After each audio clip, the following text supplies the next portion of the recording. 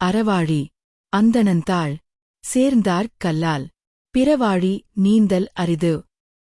அறக்கடலான கடவுளின் திருவடிகளைச் சேர்ந்தவரே அல்லாமல் மற்றவர் பிறவியாக கடலை நீந்திக் கடப்பது கடினம். பொன்னி நதி ஆற்றங்கரையில் மயூரநாதபுரம் என்ற ஒரு அழகான கிராமம் இருந்தது. அந்த கிராமத்தில் சங்கரன் மற்றும் சக்தி என்ற ஒரு விவசாய தம்பதி இருந்தாங்க. அவங்க 2 பேரும் கடின உழைப்பாளிகள் மற்றும் அன்பானவர்கள். யாரையும் கடிந்து பேச மாட்டார்கள்.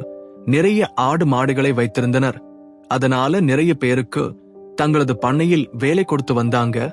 ஆனால் அவர்களுக்கு ரொம்ப நாளாக குழந்தை இல்லாமல் இருந்ததினால் கவலையோடு வாழ்ந்து வந்தார்கள்.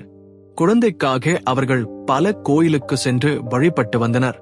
இந்நிலையில் ஒரு வயதான துறவி அவர்கள் கிராம கோயிலுக்கு வருவதாகவும் அவர் தன் பக்தியால் கேட்ட வரத்தை தருவதாகவும் சங்கரன் தம்பதிக்கு தெரிய வந்தது. அவர்கள் எப்படியாவது அந்த துறவியை வழிபட்டு குழந்தை வரம் வாங்கிவிடலாம் என்று எண்ணி துறவியை சந்திக்க கோவிலில் காத்திருந்தனர். அந்த துறவி அவர்களை அழைத்து அவர் அருகில் உட்காரும்படி சொல்லி, உங்கள் கவலை என்ன என்றார.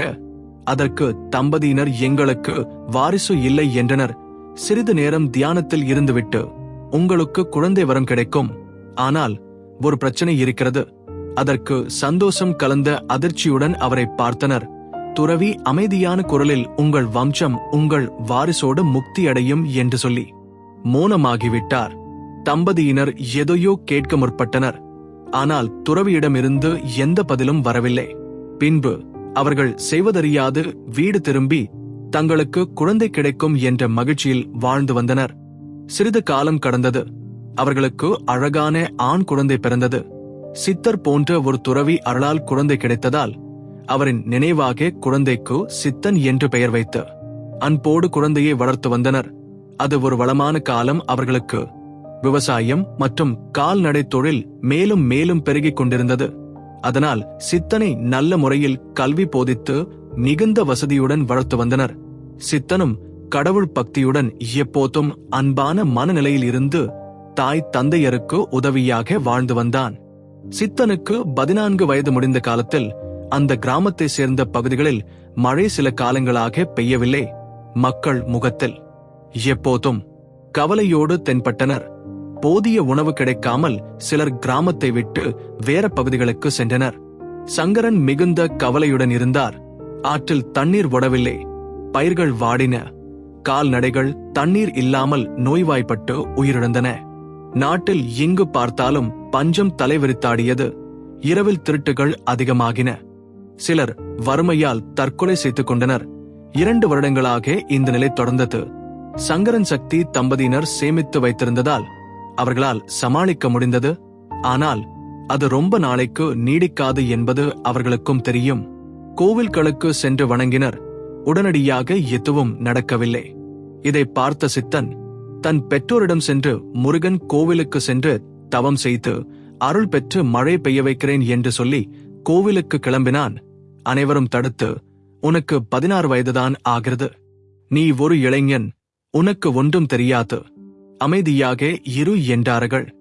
நாட்டில் அனைவரும் படும் கஷ்டத்தை பார்த்து கொண்டு இருக்க முடியாது என்று சொல்லிவிட்டு நேராக கோவிலுக்கு சென்று வணங்கிவிட்டு வெளியே வந்து ஒரு பெரிய மரத்தின் அடியில் அமர்ந்து தவத்தை ஆரம்பித்தான்.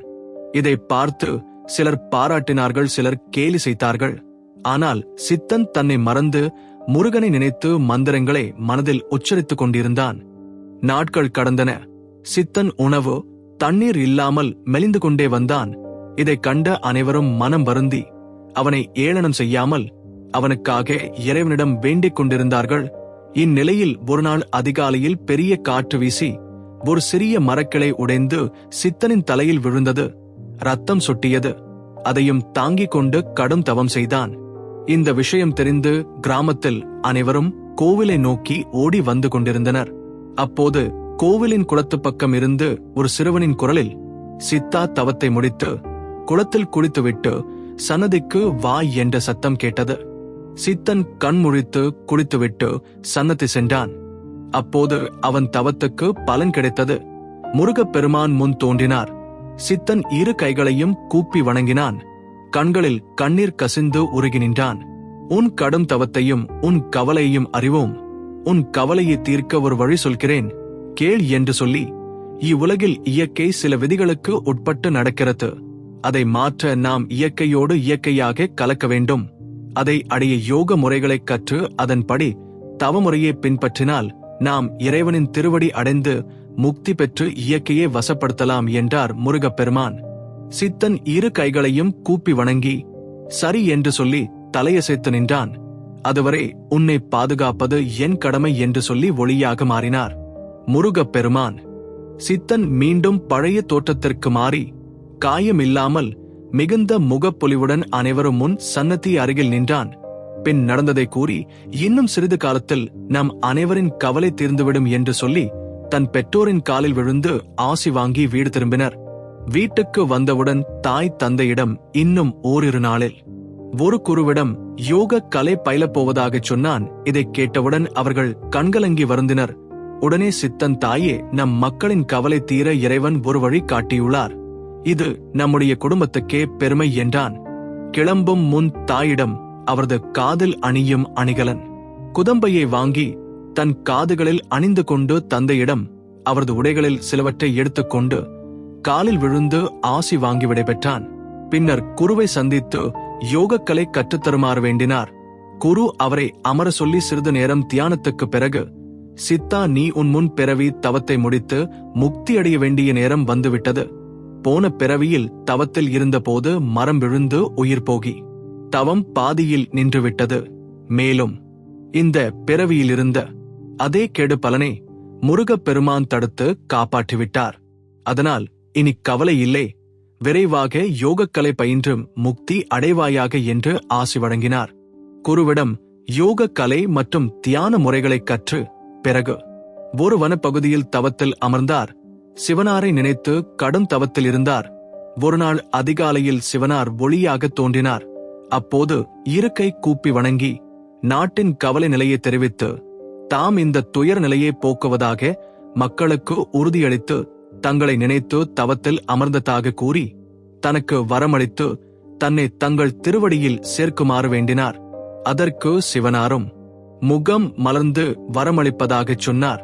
மேலும் இயற்கையை கட்டுப்படுத்தும் சக்தி மனிதர்களுக்கு இல்லை, ஆனால் யானைகளுக்கு இயற்கை நிகழ்வுகளை உணரவும் மற்றும் மந்திரங்களை ஈர்க்கும் சக்தியுண்டு. ஆகையால் தாம் வருண மந்திரமும் இயற்கை வசிய மந்திரங்களை தருவதாகவும் அதை யானை பிளிரும்போது அது உணரும்படி கூறினால் மழை பெய்யும் என்று சொல்லி ஆசி வழங்கி மக்களுக்கு சேவை செய்துவிட்டு என்னை வந்தடைவாய் என்று சொல்லி ஒளியாக மாறி மறைந்தார்.